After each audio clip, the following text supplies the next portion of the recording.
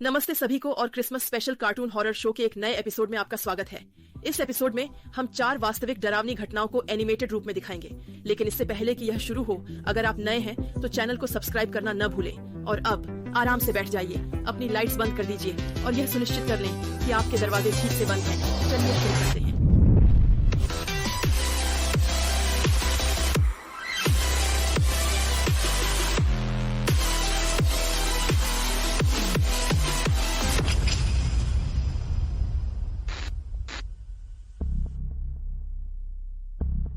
सबसे पहले मुझे यह कहने दें कि मैं एक साधारण परिवार से हूं। हम सभी थोड़े अजीब हैं। कभी कभी हम मिलते हैं और कभी कभी नहीं। क्रिसमस पर मेरे माता पिता और मैं घर पर रहते हैं और अपने विस्तारित परिवार से नहीं मिलते। पिछले साल के दौरान हमने अपनी दादी के घर जाने का फैसला किया। हमारी दादी और मेरे बीच का रिश्ता अजीब है क्योंकि हम दोनों के बीच कठिनाइयां हैं। मैंने अपने पिता को दादी और अब स्वर्गीय दादा की कहानियां कहते सुना है। बाल शोषण की बात। मुझे याद है कि जब मैं बहुत छोटा था तो मेरे दादा दादी मुझे छोटी छोटी बातों पर चिल्लाते थे। फिर मेरे माता पिता मुझे तुरंत घर ले जाते थे। अब मेरी उम्र 20 साल है। हम क्रिसमस पर दादी के घर छुट्टियां बिता सकते हैं। दिन बिना घटना के शुरू हुई, कह सकता हूं सुखद थी। बहुत सारी बातें और अच्छे यादें। मेरे पिता और चाची को बचपन की बर्फ की लड़ाइयां याद थीं। राजनीति पर एक बातचीत हुई जो मैंने सोचा माहौल बदलेगा, पर नहीं। कई घंटों और एक अच्छे खाने के बाद सब लोग कॉफी पीने और सोफे पर आराम करने के लिए लिविंग रूम की ओर चले गए। मैंने अपना कॉफी रसोई की मेज पर छोड़ दिया और घर के पीछे की ओर चला गया, जहां एकमात्र बाथरूम था। मैं हाथ धो रहा था, बाल ठीक कर रहा था और बाहर निकला। मैं गलियारे में गया। मैंने देखा कि मेरी दादी मुझे घूरते हुए वहीं खड़ी थी। मैंने कहा, नमस्ते, क्या हो रहा है? मैंने रास्ता जारी रखा, लेकिन वो हिली नहीं। ये एक संकरा गलियारा है और इसमें एक समय में एक ही चल सकता है।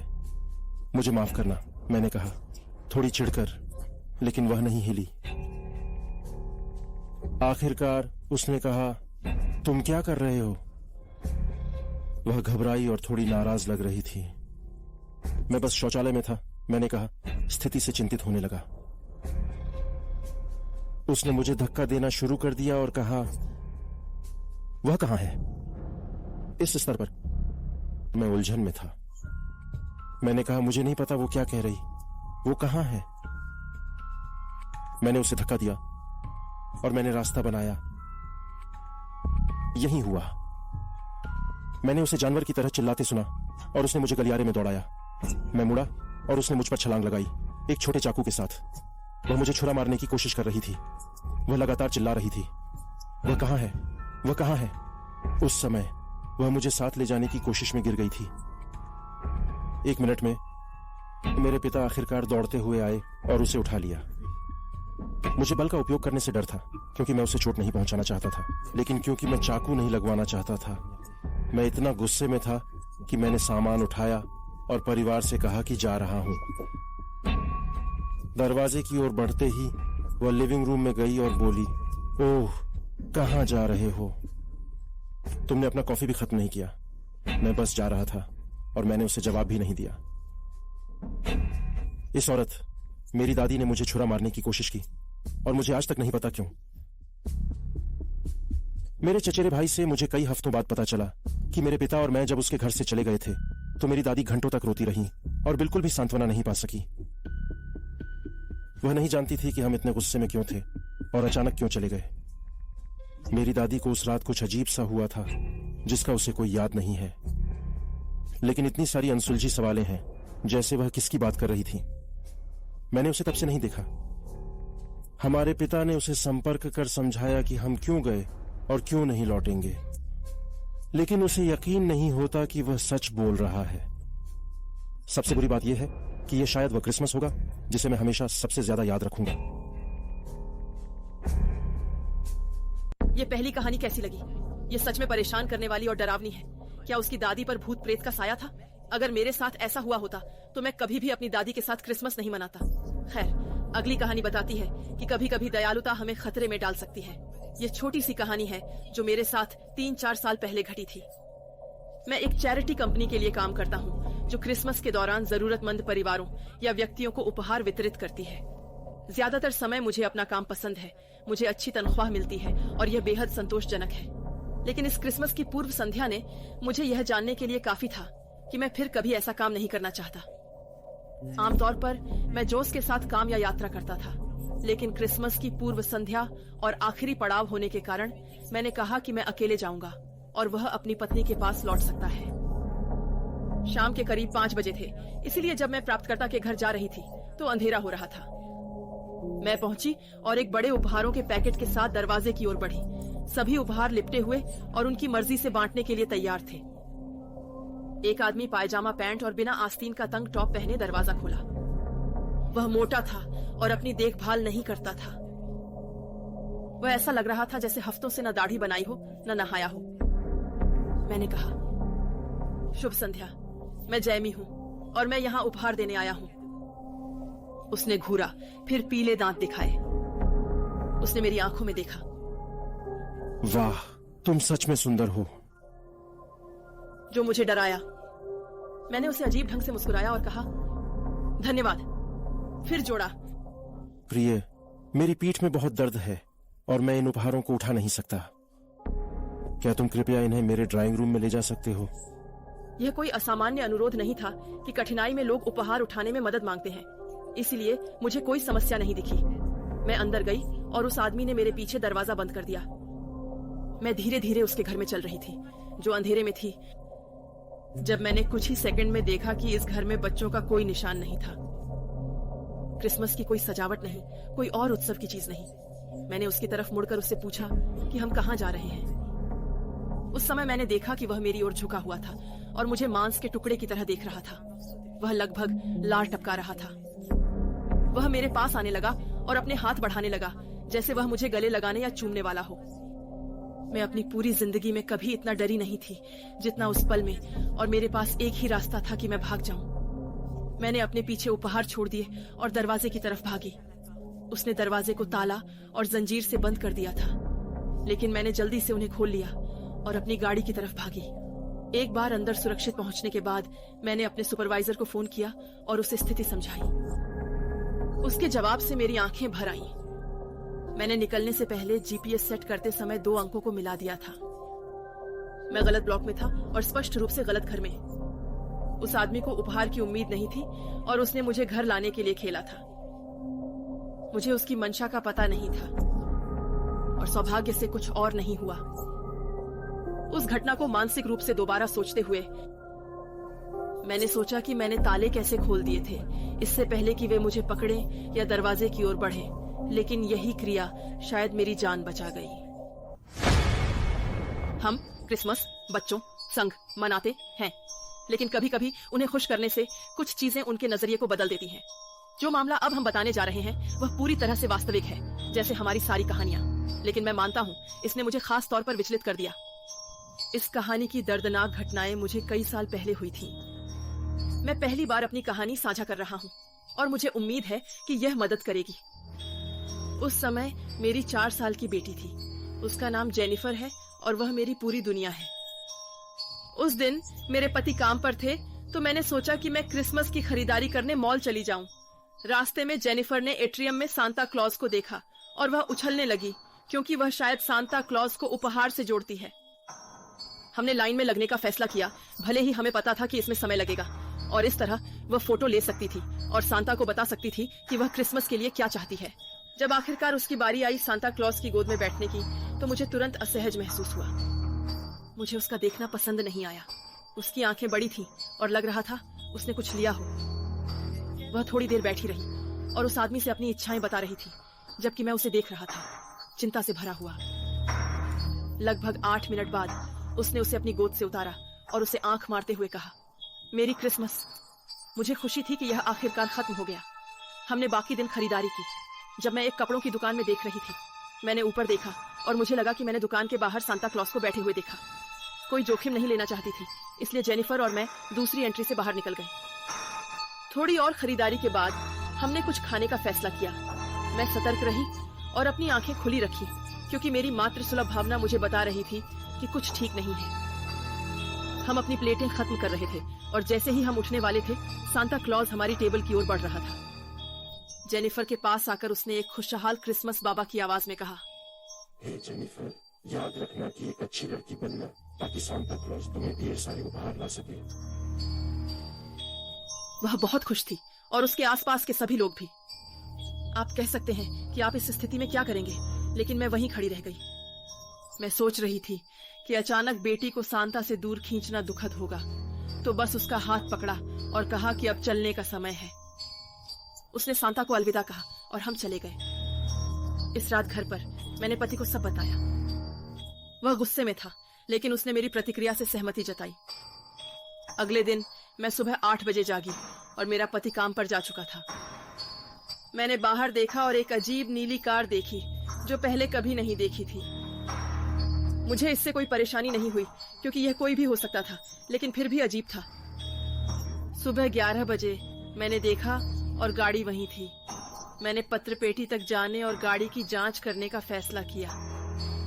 उसमें कोई नहीं था सिवाय यात्री सीट पर, जहां एक सांता क्लॉज की टोपी रखी थी। मैं जल्दबाजी में निष्कर्ष नहीं निकालना चाहता था, लेकिन इससे मेरी रीढ़ में सिहरन दौड़ गई और यह मेरे दिमाग में बहुत ज्यादा मायने रखने लगा। मैं अंदर भागी और पति को पुकारा। उसने यकीन नहीं किया, लेकिन चेक करने घर लौटा। कुछ ही मिनटों में मेरी सबसे बड़ी डरावनी हकीकत बन गई। फिर से मेरी अंतर्ज्ञान ने मुझे धोखा नहीं दिया था। जब मैंने खिड़की से बाहर देखा और उस आदमी को कार में देखा, तो मुझे तुरंत एहसास हुआ कि वह मॉल का सांता क्लॉज था। वह अपने फोन से घर की तस्वीरें ले रहा था और जैसे ही उसने मुझे देखा, वह चला गया। वह इतनी तेजी से गया कि मैं उसकी गाड़ी की नंबर प्लेट भी नहीं देख पाया। कुछ मिनट बाद मेरे पति घर लौट आए और मैंने उन्हें बताया कि मैंने क्या देखा। हमने पुलिस को बुलाया, लेकिन वे हमारे लिए कुछ नहीं कर सके। मैं खुद से नाराज थी। मैंने पूरी सुबह उस गाड़ी को देखा था और मैंने उसकी नंबर प्लेट पर ध्यान नहीं दिया था। अगले दिन मेरे पति घर पर रहे, बस एहतियातन। दोपहर के आसपास हमने घर के चारों ओर देखा और हमने जेनिफर की खिड़की के बाहर पैरों के निशान देखे। हम दोनों ने बर्फ में ये निशान नहीं छोड़े थे। इस रात मैं सो नहीं पाया। मुझे डर था कि कुछ भयानक हो जाएगा। हमने लिविंग रूम में कैंप बनाया ताकि वह पूरी रात हमारे साथ रह सके। आधी रात के बाद हमें घर के सामने कार रुकने की आवाज आई। वह पिछले दिन के शॉपिंग मॉल के सांता क्लॉज की गाड़ी थी। वह एक विशाल बैग हाथ में लिए घर की ओर बढ़ रहा था। मैंने पुलिस को बुलाया, जबकि मेरे पति खिड़कियों से उसे ट्रैक कर रहे थे। लाइट बंद थी, इसलिए आदमी हमें नहीं देख सकता था। उसने जेनिफर की खिड़की तक अपना रास्ता बनाया और खिड़की पर दस्तक देने लगा, जैसे कि उसे जगाने की कोशिश कर रहा हो। मेरा पति, जो खिड़की के दूसरी तरफ था, उसे डराने या भगाने की कोशिश नहीं कर रहा था, जब तक कि पुलिस नहीं आ जाती। और यहीं हमने जेनिफर को सुना। ये सांता क्लॉज है, आओ मेरे स्लेज में घूमने चलो, मैं तुम्हें अपने रेनेडियर दिखाऊंगा। पुलिस के आने की दुआ करते हुए मैं बैठा था, ये जाने बिना कि इस पागल के पास बंदूक है या कोई और हथियार। वह खटखटाता और फुसफुसाता रहा। मैं हूँ सांता क्लॉज। आखिरकार पुलिस आ गई। हमने जब सायरन सुने तो मेरे पति खिड़की से कूदकर उस नकली सांता क्लॉज को पकड़ लिया। वह चिल्लाया और पुलिस ने उसे पकड़ा। उसके पास कोई हथियार नहीं था, लेकिन उसकी गाड़ी में चिपकने वाला टेप और रस्सियां थी।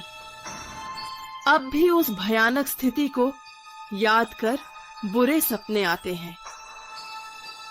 मेरे लिए क्रिसमस का चमत्कार है कि मेरा परिवार सुरक्षित है। मेरी बेटी को उन दिनों में हमारे डर का एहसास नहीं होना चाहिए था। आपको कभी भी माता पिता के रूप में अपने बच्चे की सुरक्षा के बारे में कोई भी भावना हो, कृपया साथ चलें। अगर मैंने उन्हें शुरू से ही फॉलो किया होता तो हम इन घटनाओं से बच सकते थे। आपने इस मामले के बारे में क्या सोचा? डरावना था, है ना? यह साबित करता है कि कुछ लोग इस त्योहार का फायदा उठाकर भयानक काम करते हैं। आखिरी कहानी जो मैं बताने जा रहा हूँ, वह किसी के साथ भी हो सकती है। हाँ, तुम्हारे साथ भी जो इस एपिसोड को देख रहे हो। ये कहानी 2 साल पहले हुई थी, लेकिन मैं हर क्रिसमस की पूर्व संध्या पर इसके बारे में सोचता हूँ। हम अपने दादा दादी के घर पर शाम बिताते हैं, जहाँ हम पार्टी करते हैं और अपने चचेरे भाइयों और उन सभी लोगों के साथ उपहारों का आदान प्रदान करते हैं जिनसे हम अगले दिन नहीं मिलते। यह एक खुशहाल और उत्सवपूर्ण शाम होती है। लेकिन जब हम घर लौट रहे थे, हमने देखा कि हमारे आंगन में कुछ गड़बड़ है। हमारी क्रिसमस की सजावट, खासकर झालरें, छत पर हर तरफ लटक रही थी। और भी कुछ था जिसे हम तुरंत पूरी तरह से पहचान नहीं पाए। सौभाग्य से बच्चे कार के पीछे की सीट पर यात्रा के दौरान सो गए थे, इसलिए हमने गाड़ी पार्क की, फिर इंजन बंद किया और थोड़ी देर इंतजार किया। मेरे पति ने पूछा, क्या हमने इतनी सारी लाइट्स जलती छोड़ी थी, क्योंकि वह आमतौर पर ऐसा नहीं करते थे। मैंने सिर हिलाया और कहा कि नहीं, हमने केवल क्रिसमस ट्री की लाइट्स जलती छोड़ी थी, जबकि अब हम घर के दोनों तरफ से रोशनी देख सकते थे। लाइट वहीं से आ रही थी जहां हमारा लिविंग रूम था, घर के बाईं तरफ। रोशनी ने हमारे घर और पड़ोसी के घर के बीच के बगीचे को हल्का सा रोशन कर दिया था। हम दोनों इस बात पर सहमत थे कि कुछ न कुछ जरूर हमारे घर में घुसा था। पुलिस को बुलाओ और दरवाजे लॉक करके गाड़ी में ही रहो। उसने गाड़ी बंद कर दी और मैंने गाड़ी से बाहर निकलने के बारे में सोचा भी नहीं। मैं ड्राइवर की सीट पर खिसक गई, एहतियात के तौर पर। उसके पास हथियार रखने का लाइसेंस है, तो उसने निकालकर मुख्य दरवाजा चेक किया। वह अभी भी बंद थी और उसने खोला, जबकि मैं पुलिस को स्थिति समझा रही थी। हमसे बाहर इंतजार करने को कहा, लेकिन मुझे पता था कि यह बेकार है, क्योंकि मेरा पति पहले ही अंदर जा चुका था और भी लाइटें जला रहा था। अब वहां मैंने थोड़ा घबराना शुरू कर दिया। बैठे रहना और दरवाजे को देखना बहुत डरावना था, इंतजार करते हुए कि मेरे पति आए। मैंने कार की खिड़की नीचे की ताकि सुन सकूं कि कुछ हो रहा है या नहीं। सौभाग्य से ऐसा कुछ नहीं हुआ। और जब पुलिस की गाड़ी आई तो मैंने उन्हें बताया कि मेरा पति अंदर है, वह कैसे कपड़े पहने हुए है और उसके हाथ में हथियार है। दरवाजों और आवाजों ने बच्चों को जगा दिया, जिन्होंने मेरे पति को भी सतर्क किया था, तो वह वापस गाड़ी में आ गए थे। मैंने बच्चों का ध्यान रखा जब वे पुलिस से बात कर रहे थे और वे घर की जांच कर रहे थे। चोर वहां नहीं थे, लेकिन वे पिछवाड़े से घुसपैठ कर चुके थे। उन्होंने हमारे लगभग सभी उपहार चुरा लिए, खासकर सबसे भारी वाले, और अपनी तरफ से भी एक उपहार छोड़ गए। दरवाजे की चटाई पर एक बड़ा ढेर गंदगी। अंदर की सजावट उलट पलट कर बिखरी हुई थी। क्रिसमस ट्री पूरी तरह से अस्त व्यस्त था और नाट्यशाला के 2 टुकड़े टूटकर जमीन पर पड़े थे। हमारे लैपटॉप और हमारे गहनों के डिब्बे वहां नहीं थे। हालांकि इन वस्तुओं का भावनात्मक महत्व था, वे केवल औसत गुणवत्ता की वस्तुएं थीं या कुछ भी महंगा नहीं था। हमारे सभी कीमती सामान हमारे तिजोरी में छिपे हुए थे, जिन्हें वे नहीं ढूंढ पाए थे। मेरे पति ध्यान दे रहे थे कि जले हुए स्विच को न छुएं, ताकि पुलिस उनकी उंगलियों के निशान ले सके और अन्य सुराग ढूंढ सके। हमने चोरी की शिकायत दर्ज कराई। ऐसा लग रहा था कि वे घर में लंबे समय तक रहे बिना ज्यादा डर के लाइटें जलाईं, निशान और मलबा छोड़ा और क्रिसमस ट्री की माला को फाड़ दिया जब वे शायद भाग गए। पुलिस उन निशानों की पहचान नहीं कर पाई जो उन्होंने पाए थे, तो शायद उन्होंने दस्ताने पहने होंगे और यह चोरी अनसुलझी रह गई। अगले साल के लिए मैंने सांता क्लॉज से एक सुरक्षा प्रणाली मांगी है। बस आज के लिए इतना ही। आपको कौन सी कहानी सबसे ज्यादा याद रही? और सवाल, क्या आप इस वीडियो के बाद भी क्रिसमस मनाएंगे? आपकी प्रतिक्रियाएं पढ़ने का इंतजार रहेगा। तब तक खुशियों भरी छुट्टियां बिताएं और फिर मिलते हैं।